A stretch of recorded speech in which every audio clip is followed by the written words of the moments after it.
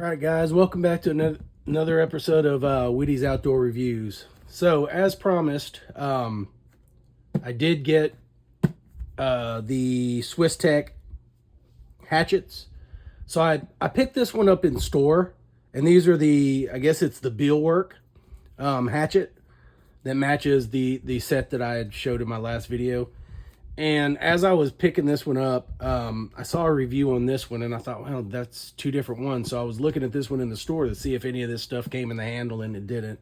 So if you're looking between the two, as you can tell kind of from the pictures, there's a lot of similarities. This one is just the hatchet. This one is a hatchet. You have a knife with a sawback and a ferrocerium rod with a whistle. And then this one has a leather handle, leather sheath.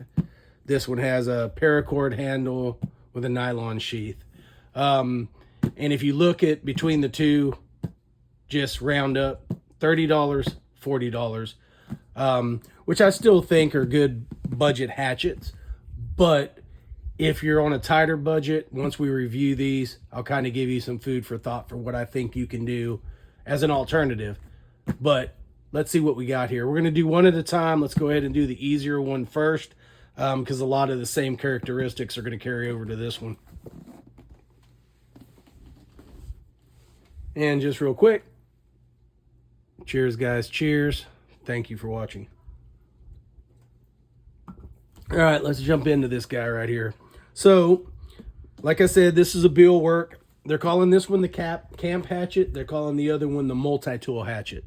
So this one is a camp hatchet. It says it's rugged, reliable, and versatile. It just states that it's made out of stainless steel.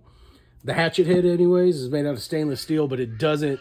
Nowhere have I found or looked up on both boxes, doing a little research online, have they said what kind of steel the head is made out of. So I'm not 100% sure. And that noise you hear in the background is my son. He's learning how to talk. He's in there watching cartoons, so he'll sing songs along with them. So if you hear that, it's not a drowning cat or anything. It's my son. So anyways, it says it has a anodized aluminum body, which it says it's a high grade aluminum.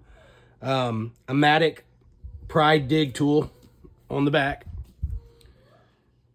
a non-slip silicone grip, which I'm going to say something, I'm going to be honest right off the bat.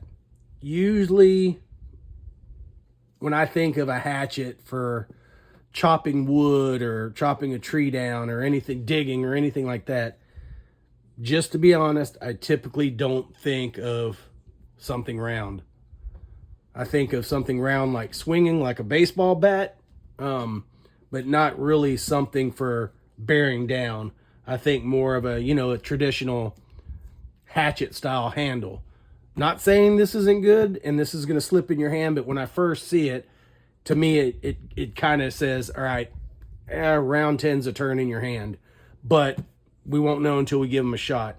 What we're going to do is, let me go ahead and preface this.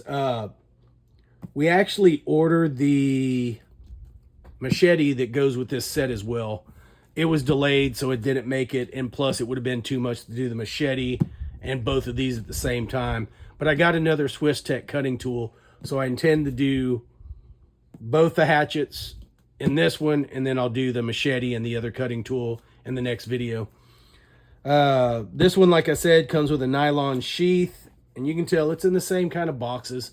They kind of go out of their way with these big boxes. Do I like them? Yes. They just look quality in the store compared to everything else you see.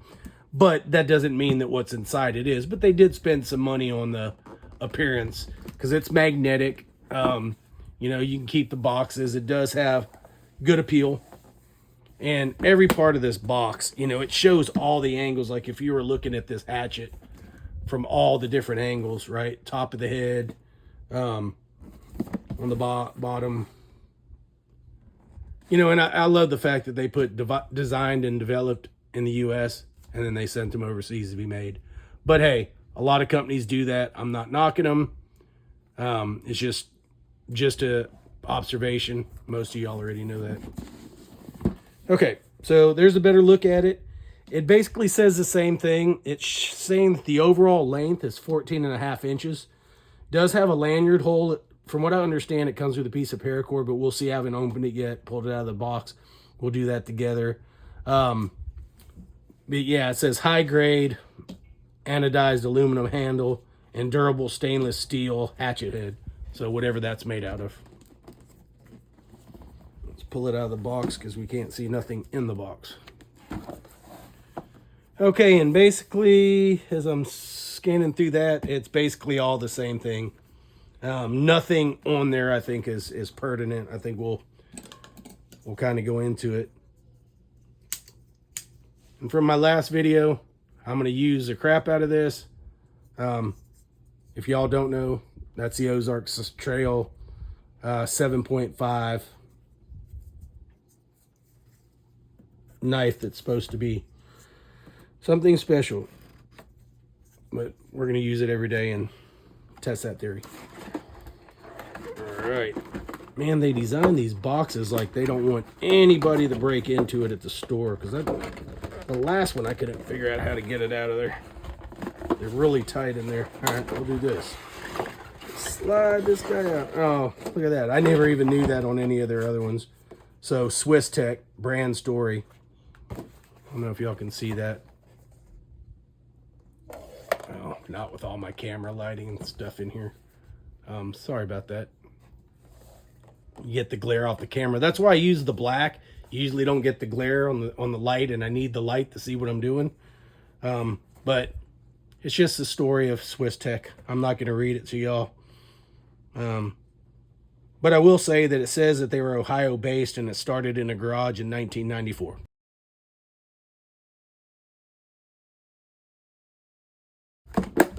There it is. These are garage-made tools. Not really, but that's where they started. And hey, everybody starts somewhere. I mean, I'm starting in my dining room / gun room / YouTube room, so you never know. All right, first impression is, man, it's not really that heavy. Man, I actually think it'd make a good throwing axe, to be honest. It's got a good weight. It does. I'm not going to say it, well, yeah, it's not like all the weight's towards the head, which in an axe is where it should be, right? You don't want a true balance. You want the axe to come down with more force than the back of the handle. And I will say that most hatchets, when they cut, ooh, make sure I didn't cut myself. Most hatchets, when you get them, I've bought a lot of different ones. They usually don't come very sharp. I don't know if this is considered sharp or not. We're gonna cut an envelope with it or something. I'm just curious, right? I mean, is it sharp enough to cut through a piece of paper? No. We'll cut through this Allstate leather because I don't have Allstate and they're not gonna sell it to me. No, not that sharp. Well, I don't know. If you drag through it, but it hangs up a little bit, which is, well, it will cut paper. I mean, if you slice through it, it's not like a regular knife, but it's not supposed to be. It's a hatchet. And with a good round stone puck, sharpening puck, you can make them pretty sharp. I do like that it has the bevel. On a lot of my axes, they don't come with that Scandi type grind, that rollover bevel, which I do like. And I usually do that myself on all my other hatchets and axes when I get them. So I like that it comes that way, that I don't have to do anything other than sharpen it a little bit better. But it says that it has a mattock, digging mattock on the back, which I guess, I mean, if you're digging a hole or a trench or something like that, or maybe you're panning for gold, I don't know. I guess it would come in handy. And where I live, it's flat. Not a lot of mountains or hills. Actually, really none unless they're man-made. So I don't really, hey, y'all leave me a comment. What would you do with this? In my honest opinion, guys, for what I do, I would have much rather seen a blunt face on the back so I could use it as a hammer. Just my thought. But some people may like the digging, but to me, I would much rather have a way to hammer something with it, because that's what I would use it for if I was taking it camping or in the woods to bushcraft or anything like that. Overall impressions, though, I do like the handle. The handle has a good grip. But like I said, we're not going to know anything until we take it out there and start beating some wood with it. It has a warning on there. Warning, wear safety goggles. Okay. Oh, yeah, wear safety goggles for the user and bystanders. Which, safety first, guys. If you're chopping concrete out there, put some glasses on. Just kidding. I mean, don't be chopping concrete. Okay, so you can see the little nylon, like a plastic on the inside coating.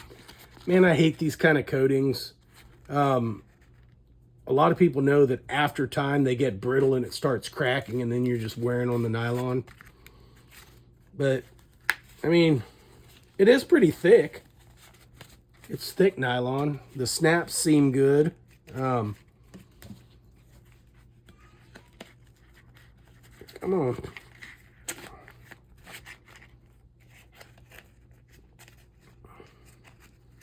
I guess it fits on here. It's a little snug to get it. Yeah.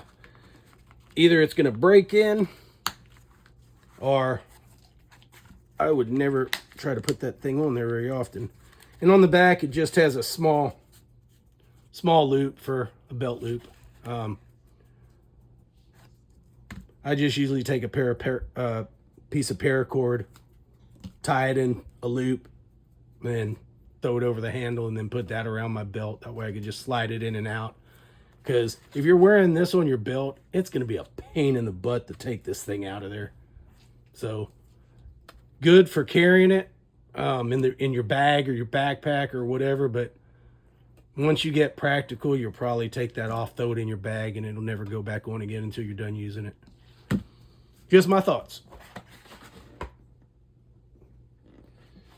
All right, that one is down and out. Y'all saw it. If you have any questions, leave me a comment. Let me know what you think. You know, what you would use the back of it for. I can tell you that the light's shining on it, that the handle is reflective. The paracord has a reflective string in there. So I guess that's good in the middle of the night. If you drop it somewhere, you could probably find it with your flashlight. Okay, move you. We'll get into this guy. I can already tell you I like the fact that this comes with a leather sheath, but we have to see if it's the same thing. As I'm reading the description here, it's pretty much the same thing, except for where it talks about the lanyard, the emergency whistle, ferro rod. But other than that, everything is exactly the same. And we're going to compare them once I get it out of the box here. And like I said, this one was $40. I guess for the $40, you get the, I like that one comes off. You get the additional leather strap, ferro rod. Come on. I want to see something. Yep. There's stories on the bottom of that one too. When we get done with this video, I'm going to read it. Kind of curious. I haven't read their story yet, so we will. All right. So first off, I'm going to say they gave you a nice, pretty good, thick leather handle. And then they attached this crap to the end of it, like that little rope you can put on a cell phone. I think I have one here. I want to see if it's the same thickness. Because that stuff, I mean, if it rips, it's gonna come off. Now, I don't have one handy. I usually throw those things away. Sometimes I keep them because my daughter may need them for something, but to me, I never put them on any of the kits or anything. That's not what I'm going to use to secure it. So, that being said, we're probably going to come up with something a little bit better. If I could fit, I don't know if I could get a D-ring through the bottom of it. Leave me a comment if you know what I can do to maybe attach, well, skip that, attach that to this. And I don't like the fact that it's two different colored leathers. Come on, guys. Man, you did so good by putting actual real leather in there. But so I'm going to junk this because it doesn't match anyways. So we'll come up with something better. So this is leather. You can see it's nice and thick. Now that belt loop on the back, that's going to be kind of slim. You're going to have a small belt. You know, a standard belt will fit, but don't be wearing, like, don't think you're going to put it on like a military 2-inch webbing belt. It's not going to fit on that at all. It'll fit on a standard belt if it's of medium size. I was trying to see if I've got a lot of backpacks and stuff in here with belts. I was trying to see if I had a standard size belt where we could kind of look at it, but I don't believe I have one where we can get to it, which is fine. I'm just telling you that I think it would fit on a normal belt, but it would struggle to fit on anything thicker. Let's look at it. I don't think I would go over 1.5 inches probably belt width. So if you've got a thick belt, you may be... All right, it shows it's 2 inches, but that's like a stretch. So maybe not. But something to keep in mind. And that's real thin leather. I know that's going to stretch out, and I know that ferro rod probably isn't going to stay in there. Well, it might. Yeah, I guess if you shove it in there all the way like that, the ferro rod will stay in. Let me get this out of the way. Yeah, if that's your only fire starter, it would scare me carrying it like that. You know, if I'm humping through the woods and this thing's hanging off my backpack, and I'm like, hey, I don't need anything else. I've got a fire starter right there. One thing that I'm wondering is there somewhere on these hatchets where you could actually strike it?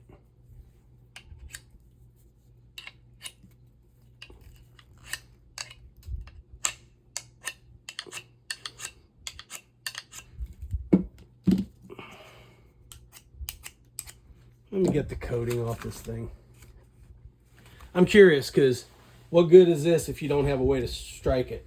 Now, you should have a knife with you if you're going out in the woods. We're gonna use one of my, oh, this is a brand new one, one of my Garbergs, Mora. This has a really sharp 90-degree spine on the back of it. I love these things for batoning, but we'll do a review on Moras later. I've got a couple of them. Now that we did that, let's see if we can... It's awkward to hold this thing. No. No. Stainless steel it ain't that great for striking on anyways. So, like a lot of things, they give you a rod, no way to strike it. So just keep in mind, if you have your bushcraft knife, you're good. But you're not gonna...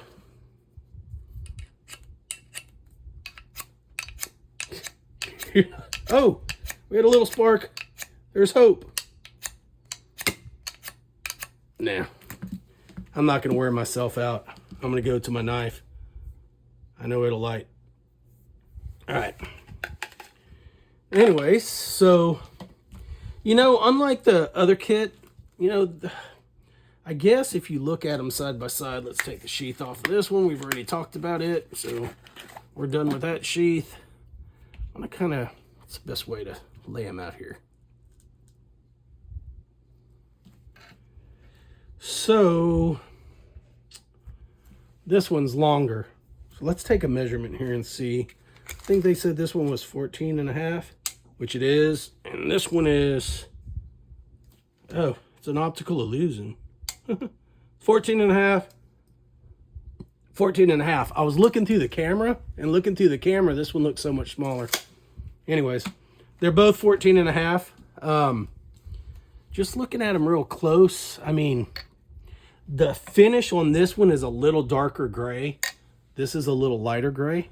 The heads are almost identical, or they are identical.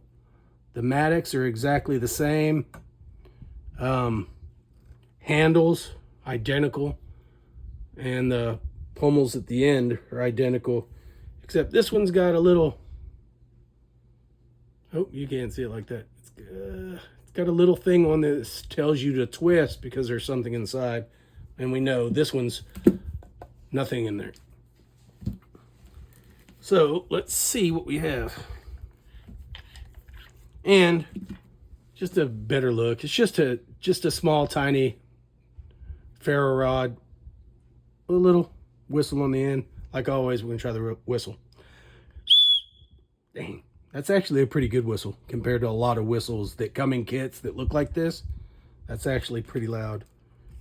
We'll put it back in its little house here and throw that aside.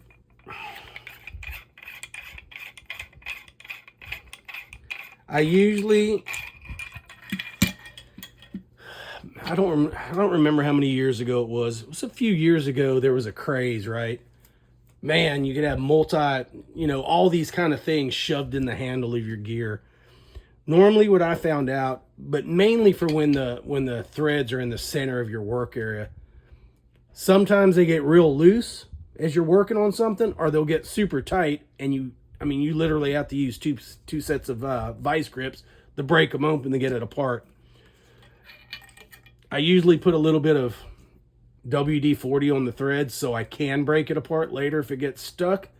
But man, I'm not a big fan of tools inside of other tools. Now, if it was shoved with some, fishing line and stuff like that, hey, that would be awesome. If you had a way to pull it out. But I think you could hook up, tape a bunch of that stuff to a piece of 550 cord, shove it down in there, just leave a little hanging out, and then you can pull out all your gear. Have some fire tender in there. That's what I would do with the space. But hey, if you don't have a knife on you, you have this, and this might be maybe right here. It looks like that's unfinished. So that's our fire striker. So let me take it back. They may have gave us one. I forgot about the knife on the inside, guys. Yep. Okay. So they did think it through. That's awesome. Sorry, Swiss Tech. I forgot about the knife inside. But it's just a plain, kind of a plain drop tip blade. Nothing special about it. Overall, you're looking at 8 inches with a 4-inch blade. So it's a good sized blade. It's on the slender side. Not very thick. I would say that's 3/16 or maybe an 1/8. No, it'd be 3/16 thick. This is pretty aggressive though. The back cut saw on here. Let's see. I know I said we were going to do another video, but man, I'm just kind of curious. Let's take our little piece of paper here. So this is hardened fat wood, so if it cuts through this, it'll pretty much cut through anything.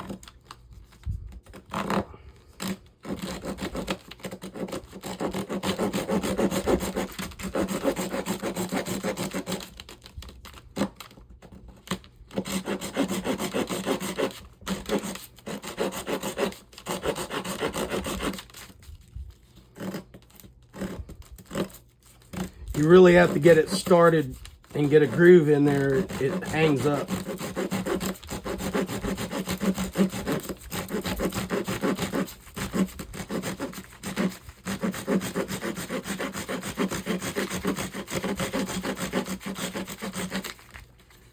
Okay, so it will cut.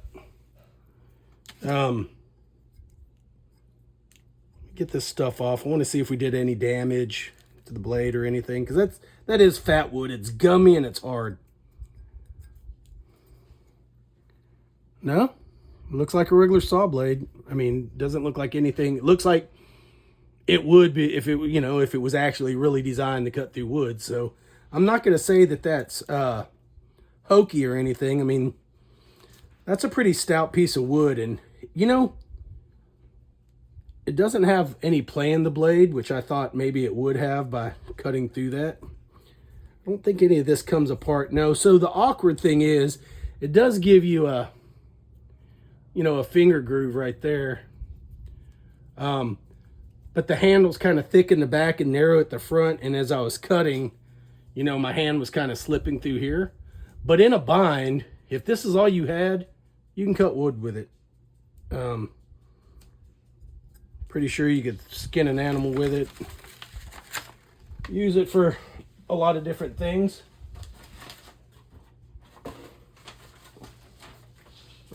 Just want to see how sharp this knife is.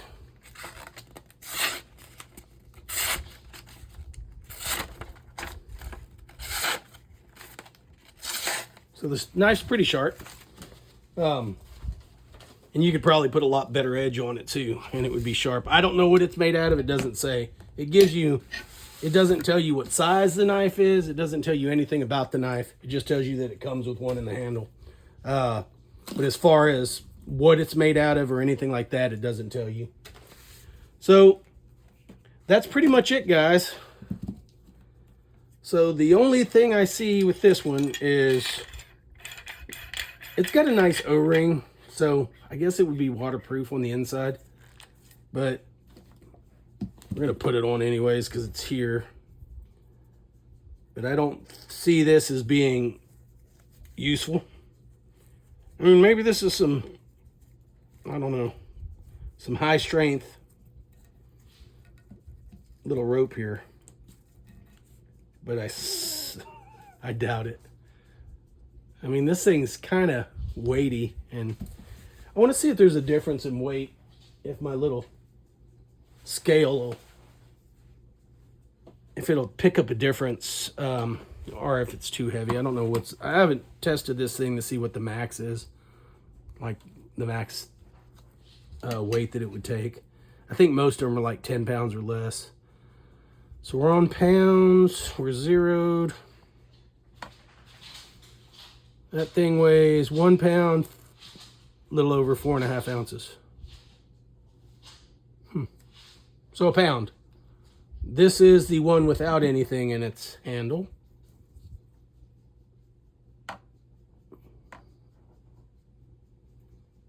Okay. So, is that right? It's only like an ounce more for the knife. I guess so. So this one weighs 1 pound, 5 ounces, and this one weighs 1 pound, 4.5 ounces. So basically an ounce different between the two, without the sheaths or anything like that. For some odd reason, this one feels lighter. I don't know. Maybe it's just me, but this one feels lighter. You know, I mean, you could feel it, and I didn't think an ounce would be that much where you could tell. But that's both of them, guys. Hopefully you liked the video. We're going to get them out and chop them. I'm not going to probably chop with both of them. It's the same exact head. I'm probably going to chop with the one with the knife in it, because if there's no problems with the one that has the knife inside of it, then there's definitely not going to be any problems with the one that's probably maybe a little bit thicker metal through here, because this is probably cored out to fit the knife, but then you add the weight of the knife, so This one might actually have a more dense handle. So if this one does the job, then I'm sure the other one will do the same exact job. But that's it, guys. We will be starting our video review of the camp stoves. We were going to do one today, but these came in, so I thought, man, sticking with the Swiss Tech theme, let's go ahead and get that out of the way. I did get a couple other budget EDC items from Walmart today that they're worth conversation. Let me know what you think about the hatchets, guys. Your thing, not your thing. Oh, and I said that just in case anybody was on a budget, right? You're looking at $30, $40. They're tactical looking, but if you wanted to go with something cheaper and a real hatchet, you could go with something like this. Now, let's weigh it, because some people... So you're looking at 1 pound, 14 ounces. So you're picking up a little bit of weight, but there's a lot more hatchet there. And you have a 3-stage grip here, here, and up at the top. And, you know, it's leather wrapped. I put the grind on there. This is just a coating. But for those of you that know, and we put a leather braided strap on the end of it. So this was a cheap Harbor Freight axe. Most of y'all, if you kind of watch these types of videos, you've probably seen a bunch of people taking these things, cutting them, doing all that. Nope, I just wanted an axe that was cheap, or a hatchet that was cheap, functional, and I added some things for myself. It didn't come with a hole in the end. This is a solid hickory handle. It doesn't come this color. It comes real light blonde wood with like a gloss finish. I sanded with a knife, the back of a knife, the finish off, hit it with 4 different kinds of sandpaper until I got it super smooth. And this is 3 coats of, I guess it was dark oak to get to this final color. And then added that on the end. Added the leather, which is pretty thick leather.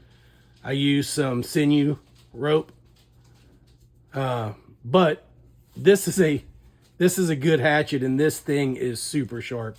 I sharpened it for quite a while to make sure that I got it super sharp. But man, these things are $12. This axe without the leather, without the strap on the end, without this bevel. This is a rounded curved bevel, a lot like this one. That's what I wanted to accomplish. This was just a straight, more like a chopping axe. I wanted to put that round bevel, that rounded bevel nose on the front of it. If you're on a budget, go down to Harbor Freight and get one of these things. You can't tell, but I have chopped a lot of wood. With this thing. I brushed it all off after I did it. Because I kind of just keep this one. I'm kind of proud of it because I made it myself, even though it's cheap. I've got a more expensive hatchet that I actually use all the time. We've got a fireplace for breaking down firewood. And I was just like, I've got to try it because I made it. I went out, cut about 6 to 8 pieces, and it actually performs well. I even hit the edge of it right there. It's hard to see, but the edge of it I was doing it in the front yard. Had a piece of wood, but anyways, hit the corner of the driveway. Stupid rookie mistake. But I was able to file a bunch of it out, and it's fine. But if you're on a budget, there's a lot more axe there for $12, whatever it came out to. I think it was like $11.99. Something like it's insane, and they have them. Just walk into Harbor Freight, they're in there. And with a little bit of ingenuity, there's videos on how to put this grind, that curve on there. It's super simple, guys. All you need is a file, and you could do that. And then once you get that done, of course, I use a puck sander and do the finish sharpening on it. But if you're on a budget, super budget, this is an option, right? Always like to give everybody other options because, man, it's your money. It's your, it's your hard work that goes into this stuff. And yeah, are these things cool? Yep, but I can't hammer nothing with the back of that, but I can dig with it. So I guess there's a trade-off. If you need to dig things or would like to dig things, you have that option with these. With this one, you have the extra saw / knife and a fire starter. Don't know if that's worth $10 to you or not. And then you have this one that's just a good old hatchet. All right, guys. Anyways, that's going to do it for this episode. Do me a favor, like, share, subscribe, click all notifications. We're getting closer to that 1,000 subscriber giveaway. Any comments on these guys? What do you want to see? What do you want to know? Leave it in the comments. Still to date, I've had hundreds of comments on the last several videos, and I've answered everybody. I'm doing my best to get to you. If you have questions, suggestions, and guys, keep it up. There have been some really cool suggestions. There's been a lot of people that say they carry an Ozark trail knife every day. They have expensive knives. They have a lot more expensive knives than this costs. And man, they're just telling us how, if you tear it up, what's it matter? So a lot of people have budget knives, and there's been a bunch of people going, somebody's going to say something because I have a Benchmade, but I rather carry my Ozark Trail every day or another cheaper knife company. So I like to hear that because that gives, people that are on a budget know that most of the people that have the expensive knives may not be using them anyways. So don't look at that being your future. Find something that works for you, stick with it. And when you can afford to upgrade, if there is one, you may own one of these and there may not be an upgrade to you. You may not need anything but this knife, and this may make it to your favorite. And why replace something that you really, really like the way it feels, like the way it works, and if it works good for you, that's the one thing you keep in your bag. Replace something that's not working for you. Anyways, guys, like I said, I love you. Stay tuned for the next episode. We'll see you next time.